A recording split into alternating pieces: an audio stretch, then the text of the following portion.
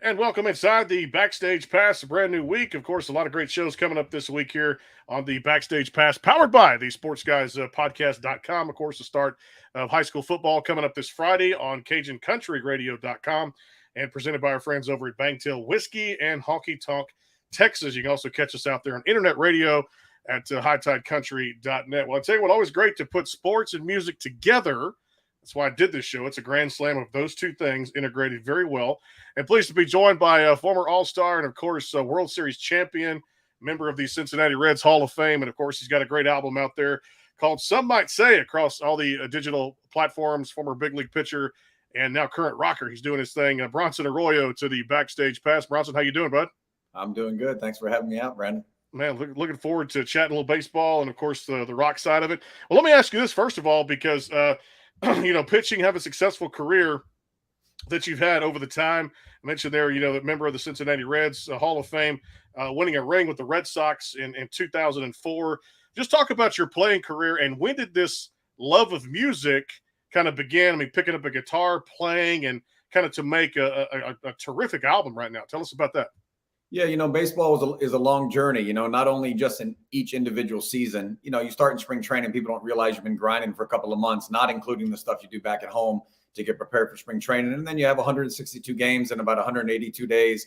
And it's just kind of a lifestyle, there's no way to kind of get outside of that until after you're retired out of the game. So while you're in it, you're always looking to pick and choose these little spots. Like, how do I find 3 weeks a year where I can just relax with my family on the beach? Or what can I do in a hotel room to kind of really make the days go a little bit quicker when you're kind of hanging out in a hotel room in the minor leagues. And for me, I picked up a guitar when I was 22. I was in Double-A with the Pittsburgh Pirates in a small town called Altoona, Pennsylvania. And it just kind of was something that I took to kind of easily. And I felt like it was something that was passing some time for me. And it kind of got some angst off the chest. And you just wanted to hear these songs you were listening to as a kid come out of your own fingers. And once I kind of figured that out, I realized hey, this music thing is probably going to be something that sticks with me for life. And that's how we've kind of, parlayed this over the last 25 years. When you look at musical influences kind of growing up and fitting you guys and the style of music you're playing right now on this great album that's across all the platforms for people's listening pleasure, who were you kind of inspired by as you kind of went through, picked up a guitar and said, you know what, I want my sound to be like this, or I want my sound to be my own, but I listen to these artists to kind of get that influential style? Yeah, I think it's impossible, obviously, not to have your environment, that's around you, the things you're listening to kind of affect you. Even on the baseball field, the style of play, my leg kick people ask about all the time was merely a 7 and 8 year old, what I morphed out of Dwight Gooden from the New York Mets in 1985. He was a stud for them. And that's what my brain kind of morphed out of it. That's how I got my mechanics. And so when you listen to this album, some might say you hear a little Tom Petty, you definitely hear some Pearl Jam in there. You hear that 90s grunge that I really loved from Seattle all those years. And, I also hear a little bit of folk in there, but there's also some other musicians on the record who brought their flavors to it as well. And they've got their own influences going for them as well. But, for me, I tried to write these songs to tell the story, really. In the beginning, it was like, how do I tell a story about some certain subject that either pertains to me or doesn't pertain to me? And how do I get that down in music and make it feel like it's kind of cohesive from front to back? That was the toughest part. And so as I started doing that, you weren't thinking about what it would sound like. You were just thinking about what does this story read like? And then once I got through that, then it was kind of like, okay, let's just see what we sound like as a band, just kind of playing these songs naturally and see what comes out of it. And that's what you got on this record was kind of 5 guys bringing what they bring to the world and all kind of gelling together into one sound. I love the title of it, Some Might Say, which is a kick-ass title there too, and all just a great, just rock songs. Little something for everybody on this record too. And I love your first and last name there and the 04. Tell me about the band name itself and how you guys came about to get the 04 involved with that. It was tough because I was really wanting to put a record out that didn't have my name attached to it. But obviously, being a baseball player for 20 years, it's hard enough to get any recognition in the world doing something. So they figured your name needs to be on this thing. So we thought, how is this going to work? And we were in Boston. We were rehearsing for like a little surprise show and a couple of shows coming up. And we were inside the stadium. We realized we all met in 2004. They were all Red Sox fans in this band. And we had met in spring training that year. And so it just felt very natural. Bronson Arroyo in the 04. It kind of came off the tongue easy enough to feel like it was, digestible. And, we kind of went with it. Looking back at that '04 team, so special, so many great ball players that played with you there to win a World Series. I mean, that had to be the highest peak of your career because a lot of people say, now you see these record contracts that are going on in the game today, which is rightfully so. If you can get it on the market, go get it. And you're only worth kind of what somebody's willing to pay you now too. But was that the ultimate goal for you playing Major League Baseball to win that ring? Yeah, I think when you set out, I mean, first and foremost, is that like, can I survive in the game, right? I mean, you play at the minor league level, you see other guys go to the big league level. Maybe you've got better numbers than them year in and year out, but you still really don't know if your skill set is going to translate. I mean, there is that factor. You can have that Johnny Manziel thing where you're a great AAA ball player, but at the big league level, you can't quite get over the hump. And so that's the first and foremost thing. And then after you are on a team and you've established yourself and you feel like, okay, I got a chance to play here for a decade or more. Then you start thinking about winning a World Series. And when you get into a uniform, as I did, you come from losing 100 games a year in a Pittsburgh Pirates uniform, and you now are in Fenway Park, and they're, right knocking on the door, winning a ring year after year after year. It starts getting in your blood, and it starts feeling like the only thing that matters.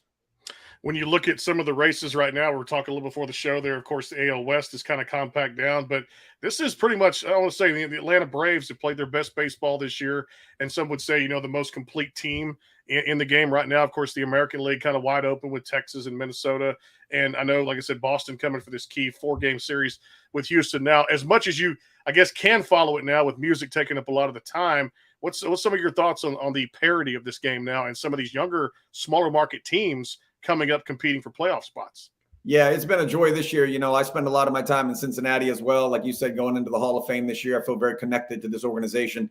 And I've watched a lot of their games. They brought, this city back to life with a whole array, obviously, of young guys like De La Cruz and Matt McClain, just swinging the stick and stealing bases and kind of playing a reckless abandon, which you don't see in Major League Baseball that often. It's been a really refreshing year. And then you talk about Houston, Dusty Baker is a guy who's 75 years old and brings swag like he's 25 and can make a team feel like they're hip and young no matter what's going on. And I really enjoying seeing, the younger players having less restrictions to be a little flashy in the game. Nobody's, there's not as many fights in the game because of things like that these days. Guys are just playing the game the way we did when we were kids. And it's been really fun to see how, like you said, it's not just being dominated by the Dodgers and the Red Sox and the Yankees all the time. There's other teams that are competing now, and it's making it fun, especially as we've changed now, get a few more teams in the playoffs with a wild card. It gives everybody really a chance to have a shot at the title.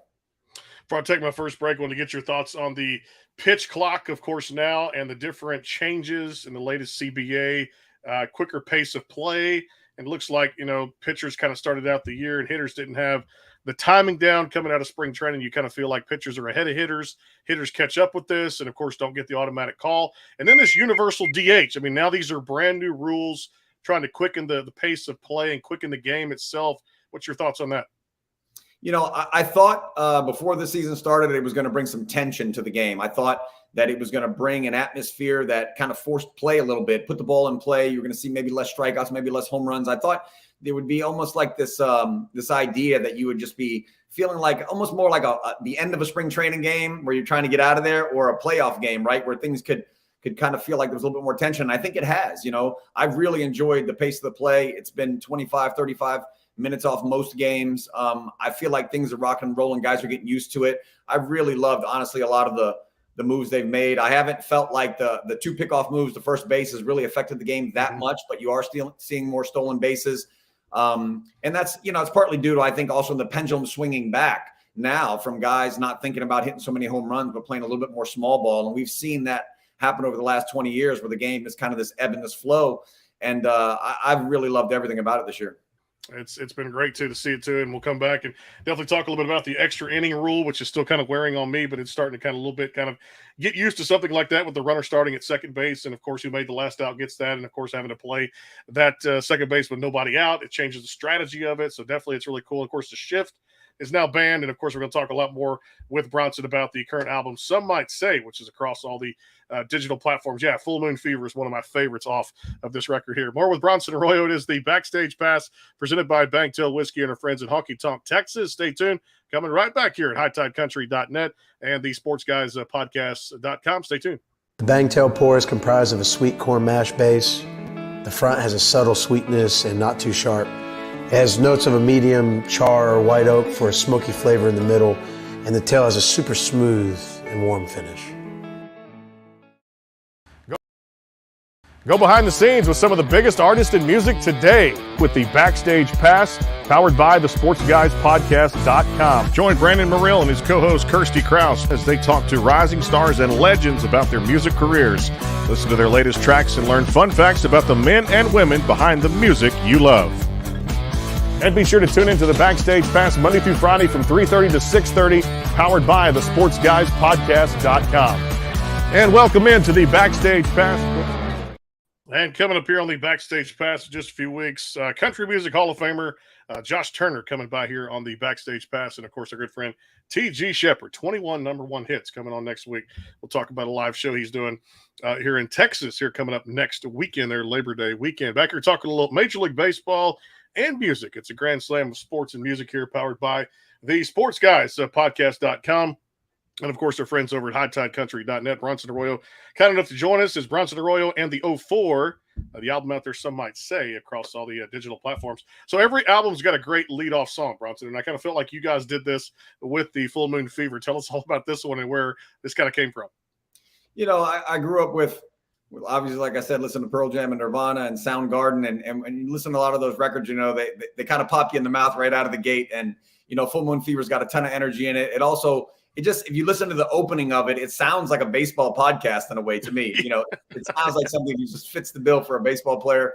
And, you know, we wanted to start the record off with the top 4 songs, just kind of like driving it home and kind of really kicking some butt before we broke it down to a couple of softer songs. And Full Moon Fever was a song that I wrote, you know, thinking about Ted Bundy, the serial killer, when I was a kid, you know, growing up in Florida. I mean, in Tallahassee, Florida, that was big news for a long time. And I was trying to write about an external thing. I was trying to write about something that didn't have, you know, it was a lot tougher to kind of like dig up stories about yourself in a lot of ways. I was kind of looking for historical events in a way. And that just felt like kind of a vicious song. And obviously the stories about a guy like him were nasty. So that's what that song was about. And we put it at the top of the record. I love it too. Now, as far as like the new music, and now we're talking about being all the way, August is gone, hard to believe another month on the calendar we can strike off and welcome in September. What's next for you guys? I mean, riding definitely the success of this debut album. Is there another kind of some singles in the works now? Another second record coming out? Tell us about that a little bit. You know, what you find is, well, the guys in this band, you know, they're all been playing in big bands for a long time. My one guitar player is Jamie Aronson, who plays with Miley Cyrus most of the time. He was just out with Matchbox 20 for the last month and a half. And my drummer is out with Melissa Etheridge about 150 days a year. And then when he's not doing that, he's with Tom Morello from Rage Against the Machine. So, you know, these guys have been in the industry a long time, and they're not necessarily wanting to get in a van with Bronson Arroyo and go grind like we're in the rookie league, you know. So they've had a taste of the big leagues for long enough. And so we kind of pick and choose our spots. You know, we got a kind of a private show out in Montana that's kind of an event mixed in with the show Yellowstone coming up this month. And then, you know, for the most part, when I'm playing a lot of shows, it's not necessarily with that band. I'm playing with a local band around Cincinnati, a lot of cover songs from the Beatles all the way to Nirvana. We mix in a few of songs off this record, but a lot of times just playing here in Cincinnati makes it a little bit easier for me, for guys to be able to sleep in their own bed, to keep the cost down. You know, when you're talking about going out on the tour, I mean, bands, unless they're at the top of the food chain, are constantly just losing money. And, you know, me being a 46-year-old guy who's played at the top of a sport for such a long time, I'm not necessarily looking for a really, really ridiculous grind like that either. So we kind of just pick and choose our spots, and you hope things make sense, you know, monetarily and for the guys travel-wise and everything. When you look at the album too, after Full Moon Fever, Guerrilla Warfare, I thought kind of really hit it home. Definitely that jam that you just kind of want to feel there too for the second song off that record. Tell us a little backstory on that one. Yeah, that's probably my favorite song that I wrote on the record, at least the way it came together. I you know, it was kind of that weird bass riff of the boom, boom, boom, boom, just before the chorus hits. And I really didn't know what I was going to get, but we found that, hey, we're trying to kill me. When I found that chorus, it was like, you know, it was like goosebumps that when you find something that fits the music. And that story was written, and the reason it's probably my favorite is because my father was from Cuba. And he wasn't a baseball player, but his family moved to Key West when he was a very young kid before Castro took over. And so I went back after retirement when President Obama had kind of opened up things a little bit. And I went into Cuba, and I was trying to find the neighborhood where my grandparents were from, really. And we went to this Catholic church, and, you know, I found a couple of, you know, they typed up basically baptism records from my dad and my uncle. And those had, the streets where they lived and all the people that were at these baptisms. And it was just like a picture of my entire family on my father's side. And so it was just this eerie feeling knowing that my family had walked these streets right here. And so the song opens it up with me talking about kind of finding my family in a place called Jesus de Monte in near Havana. And then in the choruses, it's me talking about Castro taking over the country. And, I don't necessarily, agree with whatever's going on back in those times, but to be 27 or 29 years old, whatever he was, and Fidel Castro to take over an entire country and have the president fly to the Dominican Republic on a plane and never to return. I mean, that is crazy. And I just thought that it should be put down to music. I love the crossover too. And you mentioned something about that where it's hard unless you're at the top of the food chain. It's hard for the, like I said, the musicians now to kind of put together that, ride in the van, get to where they're going. Bring up a great point because a lot of people don't see the work that goes on, or maybe some do, but the majority of them don't see the work that goes on behind the scenes when it comes to putting all this together. And like you said, kind of stepping in a studio, the recording time, the charge that it is to go in a studio to record, and you're on the clock there. Then, of course, putting out a full-length album, the expense you have to go through because records are not cheap anymore, even if it is streaming now. So was there any challenges for you to kind of go that route when after a successful top of the game, you playing Major League Baseball, was there any nerves going into this kind of full time? And I guess going in a studio to record a full length album, getting with the right people, and then taking your music on the road? It wasn't that bad for me, honestly, just in the way that, I was doing this with friends. I was doing it as a project that we really didn't know what was going to happen to it. I didn't have the idea that we would put it out. I wanted to write songs. After I'd retired, 2018, I got the idea, hey, let me see if I can finish songs. I'd always written little jingles for kids and playing for kids in hospitals and elementary schools, but never really tried to make an album that you'd want to hear on your radio in your car. And so when I went into the process, it was about finishing songs. And so once I finished about 24 songs and I thought, hey, we've got something here to work with, I took it out to the guys in the band and I said, listen to this stuff I've written over a lot of your riffs and tell me what you think. And they said, hey, it sounds great. Let's record it. So we went in and it was just a bunch of guys hanging out. And what you realize in a lot of ways, I mean, you're just not always going to get the payoff, right? If you're only playing baseball to win a ring, you're never going to enjoy the minor leagues, right? Because there is no ring to win down there, for one. And even at the big league level, you're just, a guy like Ken Griffey Jr. could play the game for 24 years or so and only end up in the playoffs once or twice. And so you don't always get that big payoff. And so for me, writing the songs, hanging with the guys in the studio, eating dinners at night, having conversations, trying to, manipulate the songs, all that stuff was the joy and the beauty in it. And once we were finished with it, we felt like, hey, this was a good enough product that we should at least put this out to the world. On what level, we really didn't know. And we were still doing it on a very small time level. But, like I said, it's a tough grind. And there was no nerves to it because it was, in a lot of ways, it was just unexpected. It was like, let's just see what happens. And it's not putting food on my plate, and it never will. So it's not that big of a deal. Got you, no doubt about it too. Hey, what was the better thing for you when it comes to career accolades? And of course, they're both great, no doubt. But I guess if there's one over another, I wanted the All-Star appearance in 2006 with the Reds, or winning the Gold Glove in 2010 to field your position. And you see it these days, a lot of pitchers are kind of becoming that Greg Maddux of their position now, where they're going to be the best fielding pitcher, or at least they hope they are, not having to worry about hitting anymore and just worry about the throwing the game. The best thing, 6-7 quality innings, and not having to worry about hitting anymore. For you, what was meant more, I guess, is the question there: the All-Star appearance in 06 or the Gold Glove in 10? That's a close one because you don't get to do either one very often. And I obviously only got one Gold Glove and one All-Star, but I'd probably take the Gold Glove. I think just as a little bit more individual. I always loved feeling my position. I loved when people wanted to bunt on me. It was like if they were going to bunt all day, it was like I felt like I was going to chew most of those up and be able to get outs. And so I loved playing defense. I loved turning double plays. I was a shortstop in high school. I still thought of myself as kind of an infielder. I pitched with a very small glove on the mound, and so I think that Gold Glove is probably I'd take over the other one. And I thought I was going to win the second one in 2012, and I think it came down between me and Mark Burley and Clayton Kershaw, and they didn't make the playoffs. So I was thinking that I might win that one again with 1,000 fielding percentage. But Burley's flip behind the back in Chicago a few years earlier had just kind of carried him through a bunch of Gold Gloves after that. One of the best left-handers we ever saw in the game, too, no doubt. All right, let me get your opinion on this extra inning rule, because a lot of people, I know, they tested it at the minor leagues where it kind of all starts with these rule changes now. Runner at second base, whoever made the last out gets it second. Of course, you got to play it a little bit differently. And then with that extra inning rule, the banning of the shift, where 2 feet have to remain on the dirt at all time. It can't be on the outfield grass. You can move around the dirt, but you got to stay on the dirt with 2 feet in there.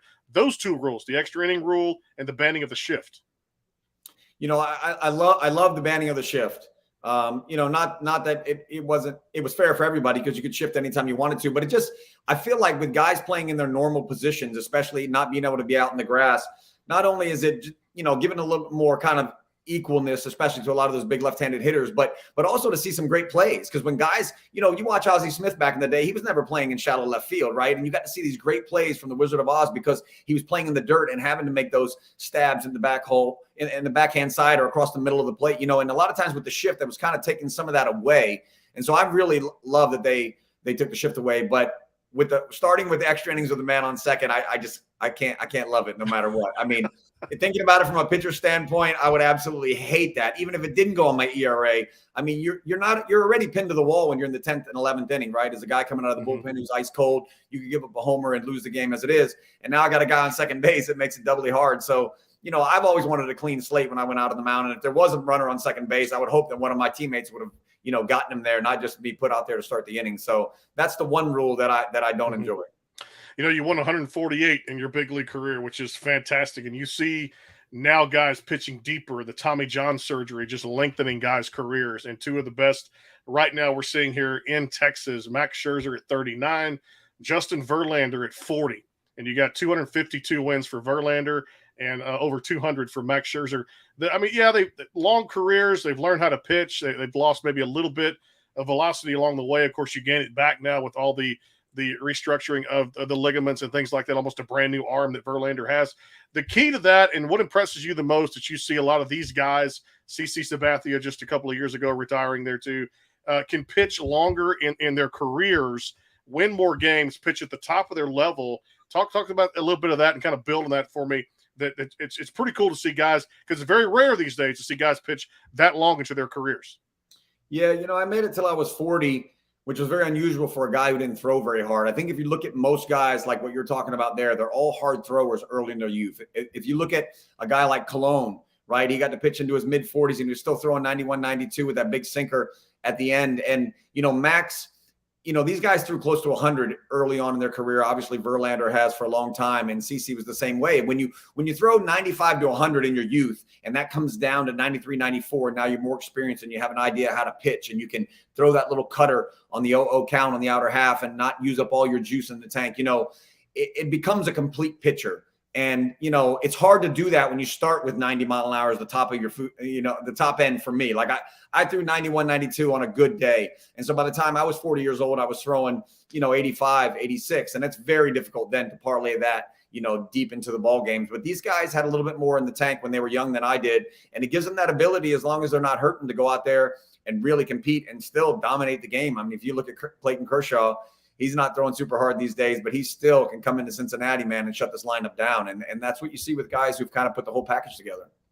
Well, I tell you, it's just amazing to see these guys still, like you said, playing at the top of their game, learning how to pitch, learning their craft, learning command more, and how to work all different quadrants of the strike zone to be able to get hitters out in Major League Baseball, because it's a lot different, no doubt, from AAA to the show, no doubt about it. We'll come back more with Bronson Arroyo, put the final segment here. We'll do a little rapid fire, have a little fun with that. Also touching a couple of more songs off the album, some might say, here on the Backstage Pass, powered by the Sports Guys Podcast.com, and of course at HighTideCountry.net, presented by our friends over at Bangtail Whiskey. Get you a glass of that with the weekend around the corner, and of course our friends at Honky Tonk Texas. More with Bronson Arroyo. Stay tuned.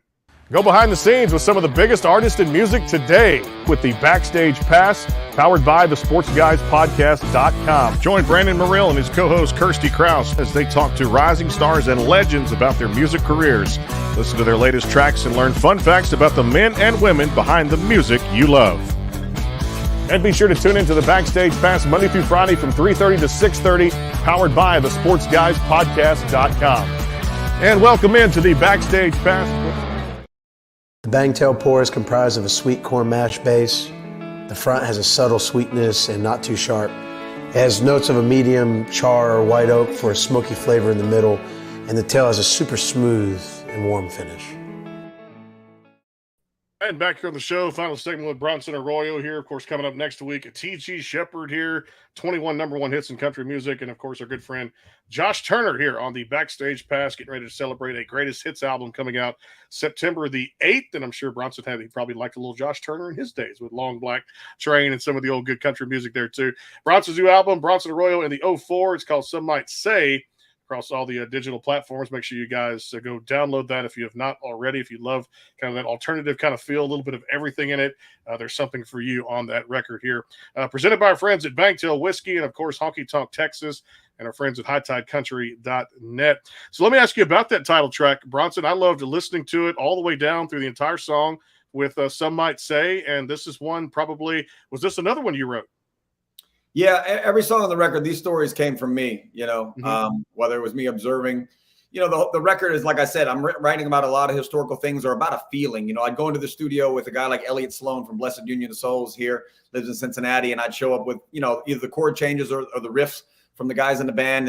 And he'd say, what do you want to write about today? And Some Might Say was kind of a song that I just said, I was watching Oasis play one of their last shows in Philly when we were playing, in Philadelphia against the Phillies. And I just remember the lead singer came up on the stage and Liam Gallagher is just so cocky that I was writing the song from what it would be like to be in Liam Gallagher's head. And so you can hear some lines in there where I'm saying, I got the mic and you're going to have to listen to me. And there's some brashness in there. But in the chorus, it was me that day. I said, I also want to write this chorus about what it would feel like to be kind of just like in a drop top car with a crush on a girl that you just absolutely love on a perfect night. And what does that feel like, right? And so you get a little bit of that in the chorus there, talking about going out on a drive with your girl. And these are just stories that I was trying to finish them from front to back, and you're trying to mash them with the music. And a lot of times, if you watch documentaries too, and you see like even the Beatles, people are asking John Lennon, what is this song about? And he's like, I just wrote that line because it rhymed with another one.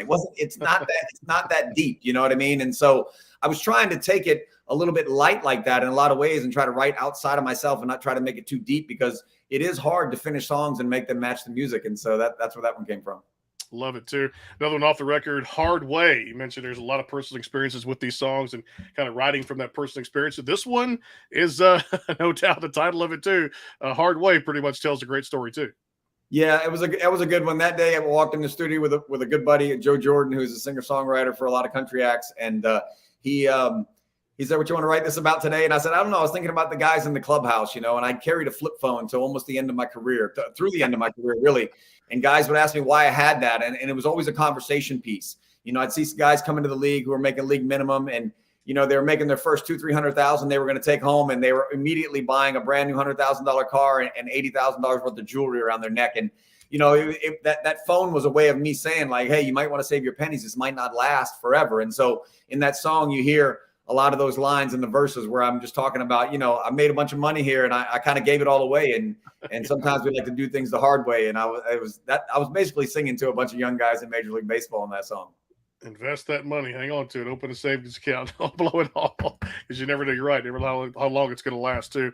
All right, you mentioned the Cincinnati Reds Hall of Fame. Congratulations on going in to one of the best franchises in baseball, from that small town market to me. And I loved the old rivalries back at Riverfront when the Astros would play the Reds, and I'd go there and watch them probably 2 or 3 times out of the year. When does that take place? And I know the feelings for you, the nostalgia going into a franchise that you still follow today. You mentioned some of the young players there. Talk about just the feeling, the emotions, and break it down for me. When is this going to take place? And for you, it's got to feel very special.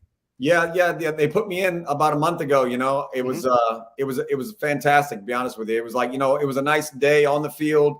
When guys like Johnny Bench and Joe Morgan are just in the same breath with you, and Pete Rose and all the great 8 from the 74-75 team of the Reds. I mean, there's only about 20, 22, 23 guys alive today. There's 91 people put in the Reds Hall of Fame. It's the oldest team in the game.